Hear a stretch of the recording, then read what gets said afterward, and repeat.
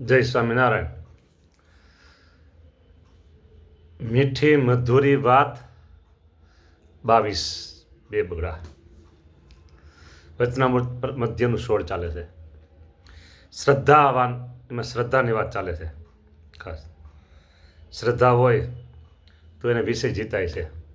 શ્રદ્ધા હોય તો ભગવાનને ભજવાના સાધનો થઈ શકે છે. શ્રદ્ધા હોય તો બધા જ સાધનો થઈ શકે.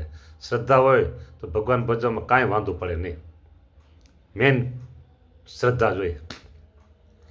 અને શ્રદ્ધાવાન લભતે જ્ઞાનમ, ગીતામાં કીધું, શ્રદ્ધાવાન લભતે જ્ઞાનમ તત્પરઃ સંયતેન્દ્રિય જ્ઞાનમ લબ્ધ્વા પરામ શાંતિ મચ્ચિરેણાધિ ગચ્છતિ.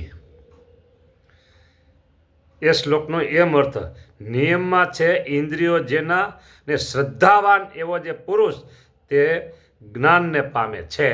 શ્રદ્ધાવાન થવું જોઈએ મોક્ષના માર્ગમાં. આ આજની વાત ખાસ મુમુક્ષુ માટે છે.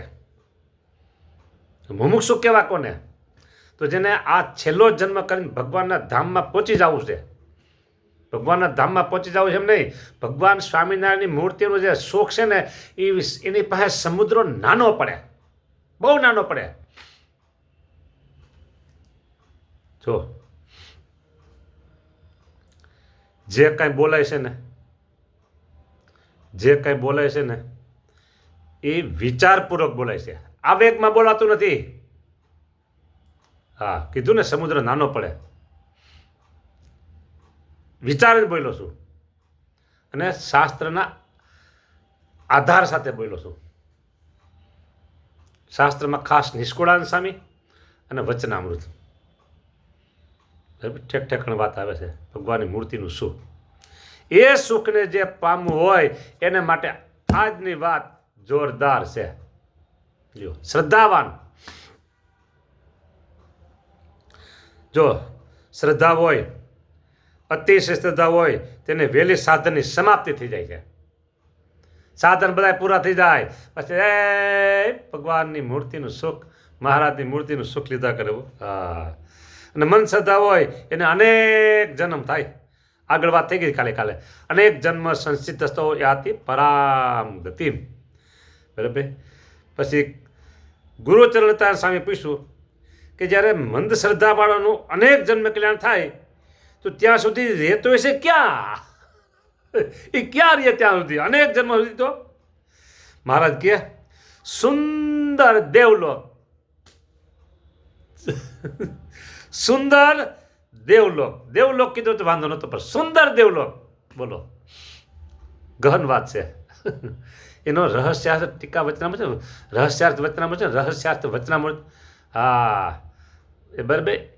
એ વચનામૃતની ઉપર રહસ્ય કર્યું છે. કોને? તો કચ્છના એક મહાન મોટા મુક્ત થઈ ગયા, અનાદિ મુક્ત. હા, એને બધા બાપાશ્રી કહે છે બધા. હા, પેલા નાના ભાઈશ્રી એમ કહેતા. એમને વચનામૃત ઉપર રહસ્ય ટીકા કરી છે. એમાં સુંદર ગોલોકનો અર્થ એને આપેલો છે. હા, બરાબર. એ ત્યાં રહે છે. હા, સુંદર ગોલોકમાં. અને જ્યારે એ ભગવાનનું ધ્યાન કરતો ત્યારે એ ભક્ત ભગવાન સામું જોતો, ત્યારે ભગવાન પણ તે ભક્ત સામું જોતા. પછી ભગવાનનું ધ્યાન કરતા થકા જે વિષયનું એને ચિંતન કર્યું હતું એ વિષયમાં એ ભક્ત રહેતો હતો. તે ભગવાન સર્વે નજરે જોઈને અને એ દેહ મૂકે ત્યારે એને એવા ભોગવાલા છે, તેવા ભોગ જે લોકમાં હોય તે લોકમાં એ ભક્તને પહોંચાડે છે. લ્યો, વિષયનું ધ્યાન કરતો, ભગવાનનું ધ્યાન કરતો, પછી વિષય જે વાલા હતા એ વિષય જે લોકમાં વધારે મળે એ લોકમાં એને મૂકી દીધા. અને કાળને પછી ભગવાન એમાં આજ્ઞા કરો, કાળને આજ્ઞા કરે શું કે એના વિષયને તું ખંડન કરીશ માં, પૂરેપૂરો એને ભોગવવા દે, તૃપ્ત ભલે થતો એ. હા, બરાબર. એના ખંડન કરીશ માં કે. હા, લ્યો. અને પછી માટે તે નિરંતર દેવલોકમાં રહ્યો થકો ભોગને ભોગવે છે. પછી મૃત્યુલોકમાં આવીને અનેક જન્મે કરીને મોક્ષને પામે છે. ઓહો હો, વાત તમને કહી દઉં, સાચી હો, સાચી વાત કીધું, બિલકુલ ખોટી નહીં. આપણે અત્યારે મનુષ્ય જન્મ છે ને, હવે આ જન્મથી બીજો જન્મ લેવો પડે ને એટલે મોટામાં મોટી સજા કહેવાય એને. મોટામાં મોટી સજા. હા, ઘણી વખત જગતમાં લોકમાં એવા ગુનેગાર પકડે ને પછી એને વિડીયા બહાર પડતા હોય એટલે કોમેન્ટમાં લોકો લખે એને ફાંસીની સજા દઈ દો, એને જાહેરમાં ફાંસીની સજા આપી દો, એને આમ કરો તેમ કરો એમ કે બધા. બીજું કાંઈ નહીં, ફાંસી સજા આપી દો. એ ફાંસીની સજા તળને ફળ એમાં શું હતું? 10 મિનિટનો મામલો, વધારે અડધી કલાક, બરાબર. પણ જેના આમ ઘણા આવે છે ને કિસ્સા કે ઘણું માથું કાપી નાખે છે, હવે કેટલી ક્રૂર હત્યા કહેવાય. એની સામે ફાંસીની સજા કાંઈ ન કહેવાય, ઓછી કહેવાય. હા, એને શું કરવું જોઈએ એ મારે અત્યારે નથી કહેવું, આ તો કેમ કેવું છે, બરાબર. હાથ પગ કાપી નાખે, એ ક્રૂર હત્યા કરે, ગળું કાપી નાખે, પકડાઈ જાય પાછા. હવે અહીંયા વાત આપણે એ છે કે મૃત્યુલોકમાં અનેક જન્મ ધરી પછી મોક્ષને પામે છે. એક જન્મ ધરવો એટલે આ જેમ સજા કહે છે ને, ફાંસીની સજા, બીજી જાહેરમાં ફાંસીની સજા, જાહેરમાં સજા આપો, બરાબર. એના કરતાં આ મોટી સજા છે એક જન્મ લેવો એ, બરાબર. કરેંગા યા મરેંગા, ફરીને જન્મ નથી લેવો, ફરીને જન્મ નથી લેવો એ નક્કી કરવાનું. માતાના ઉદરમાં ઓને ફાંસીની સજા 5 મિનિટ, 10 મિનિટ, 15 મિનિટ, અડધી કલાક, આના 9 મહિના સુધી કેની વચ્ચે રહેવાનું? મળમૂત્રની ક્યારે કીધી છે એમાં રહેવાનું. બોલો, 9 મહિના સુધી ઊંધે માથે રહેવાનું. પછી જન્મનું દુઃખ છે એ કોઈ કહી શકતા નથી, મૃત્યુનું દુઃખ છે એ કોઈ કહી શકતા નથી. અને આ લોકમાં પછી આવ્યા પછી ઉલાર ધરાર એ દુઃખ તો પાછા હોય જ.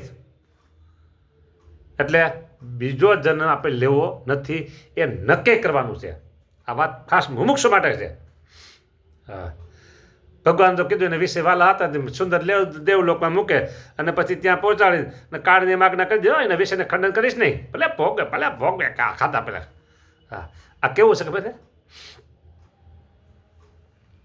કોઈ ગ્રસ્ત અને નાનું બાળક હોય, વર્ષ 1.5 વર્ષ એવું નાનું બાળક પોતાની રીતે ભાખડે હાલતું હોય અથવા ક્યારેક ઊભું થઈને પડી જાય, આવું બાળક. હવે એની માને રસોઈ કરવી હોય, રસોઈનું વ્યવસ્થા બેઠા રસોઈ કરવાની, રોટલી ઊભા પ્લેટફોર્મ નહોતા તે એટલે વાત છે. આ નાની જૂનું દર્શન છે. બેઠા રસોઈ કરે, રોટલી બનાવે, શાક સુધારતા હોય, લોટ બાંધતા હોય, અને ઓલો છોકરો વાહે આવી અને તરત સાડી ખેંચે, હાટલો જે કંઈ બધી ખેંચે, પછી માથાનો વાળ ખેંચે, આમ કરે, વળી આમ કરે, એ બેસને અહીં કે વળી બિહાર દે, વળી પાછું ઊભું થાય ને, હા, બા કરતો આવે. તેથી મમ્મી શબ્દ નહોતા, હું જૂનું દર્શન દઉં છું. એટલે બરાબર, સાંભળજો, આ દર્શનનો સિદ્ધાંત સાંભળજો.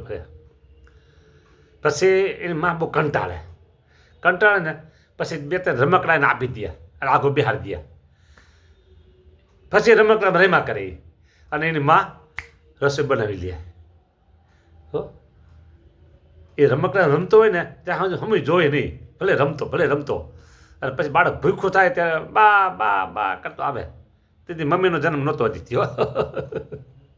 આ જૂનવાણી દર્શન, કારણ તેથી જૂના રસોડા ઉભા નહોતા, પ્લેટફોર્મ નીચે બેસીને રસોઈ કરતા, એટલે સંતો આવું દર્શન દેતા. એમ જ્યાં સુધી આપણે પંચ વિષયમાં આવીશું ને ત્યાં સુધી મહારાજ કે વિષયને ખંડન કરીશ, મેં કાળને આજ્ઞા કરી દીધી. એ ભલે ભોગવતો, ભલે 1, 2 જન્મ, 3 જન્મ, 5 જન્મ. હા, પછી જ્યારે કંટાળશે, થાકશે ને ત્યારે શ્રદ્ધાવાન થશે ને ત્યારે મારું ભજન કરશે, મારો આશરો કરશે, મારી નિષ્ઠા કર્યો છે અને અચળ આશરો મારો કરશે, અચળ મારી નિષ્ઠા કર્યો છે, પછી હું તરત મારા ધામમાં લઈ જઈશ. હા, એટલે વાત આવી છે, છેલ્લો જન્મ કરી જ લેવો જોઈએ. જો આપણે રાહ જોતા રહ્યા કે બીજા જન્મમાં લીલા લહેર કરશું, મોજ કરશું, આમ કરશું, તેમ કરશું, રહેવા દો. એ ન કરાય, ધંધો જ ન કરાય. અત્યારે મેળો છે મનુષ્ય જન્મ, એ સુધારી લેવાય. મનુષ્ય જન્મ અત્યારે મેળો છે ને સુધારી જ લેવાય. હા, નહીં તો પછી છે ને આ અનેક જન્મમાં સડી જાય ને તો પછી ક્યારે લક્ષ 84ના ફેરામાં વહી ગયા, ક્યારે ગયા, શું ગયા, ક્યાં ગયા, કોને ખબર છે. પછી સમજાણ કે આવા સત્પુરુષો મળ્યા કે ન મળ્યા, આવો સત્સંગ મળ્યો કે ન મળ્યો, તેથી સત્સંગ કેવો હોય છે, શું હોય છે, કાંઈ એ ઉદ્ધારની વાત નહીં કરવાની, એ વાત જ બંધ. અહીં તો રોડી મોડી પાયમાં છે રોકડી, નથી ઉદ્ધારાની વાત. પ્રભુ મળ્યા છે સાક્ષાત, હા સાક્ષાત પ્રભુ મળ્યા છે. પાવર કેપ, પાવર અને કેપ પ્રગટ સ્વામિનારાયણ ભગવાન મળ્યા છે આપને, બરાબર. અને અને અને એટલે સર્વોપરી છે, સર્વાવતારી છે, સર્વના કારણ છે, સર્વના નિયંતા છે, સર્વેના સ્વામી છે, પર થકી પર ઇતિ પર એવા પુરુષોત્તમ નારાયણ છે. અનંત અવતાર એના આ અવતારી છે. હા ગાયું છે કીર્તન, અનંત અવતારના છે અવતારી. હા અનંત અવતારના અવતારી છે. એ રીતે પ્રસાદ મારે ગઈ છે. એટલે વાત એવી છે, બહુ સરસ છે, સારી છે, મજાની છે, બરાબર. અને આગળ એક લીટી કંઈક વાંચી લઉં, પછી આપણે કાલે જે આમાં આજ વતનામૃતમાં લેવાનું છે, બરાબર. અહીંયા વાત એમ કરી કે મંદ શ્રદ્ધાવાળાનું અનેક જન્મે કલ્યાણ થાય છે, માટે શ્રદ્ધા આપણે તીવ્ર રાખવાની છે, શ્રદ્ધા તીવ્ર રાખવાની. અને પછી એમ કીધું કે મંદ શ્રદ્ધા છે તો તીવ્ર શ્રદ્ધા થાય. તીવ્ર શ્રદ્ધાવાન પુરુષના શા લક્ષણ હોય? તીવ્ર શ્રદ્ધાવાન પુરુષ હોય એના લક્ષણ શું છે, તો એ પાછું કીધું. જેને તીવ્ર શ્રદ્ધા હોય, વાંચી લો, પછી કાલે વિશેષ કરશું, 1 મિનિટ અડધી મિનિટ વાંચી લો. તીવ્ર શ્રદ્ધા હોય તેને જ્યારે ભગવાનને દર્શન આવવું હોય, અથવા ભગવત કથા વાર્તા સાંભળવી હોય, તથા ભગવાનની માનસી પૂજા કરવી હોય, ઇત્યાદિ જે ભગવાનના સંબંધી ક્રિયા તેને કર્યા સારું. સ્નાન આદિ જે ક્રિયા, પોતાની દેહ ક્રિયા તેને અતિશય ઉતાવળો થઈને કરે, અને કાગળ લખીને કોઈ વર્તમાન ફેરવ્યું હોય તો તેને કરવાના અર્થ પણ આંકડો થઈ જાય. અને મોટો માણસ હોય તો પણ ભગવાનના દર્શન સારું, બાળકની પેટે અકળાઈ જાય, કરવા માંડે, એવા જેના લક્ષણ હોય તેને તીવ્ર શ્રદ્ધાવાન કહેવાય. આની વાત વિશેષ કાલે કશું. જય સ્વામિનારાયણ. રાજી રહેજો, રાજી રહેજો, રાજી રહેજો. અને આ વાત બીજાને કહેજો. તમે રાજી રહેજો અને આ વાત બીજાને કહેજો, એટલે બીજાને મોકલજો. જય સ્વામિનારાયણ.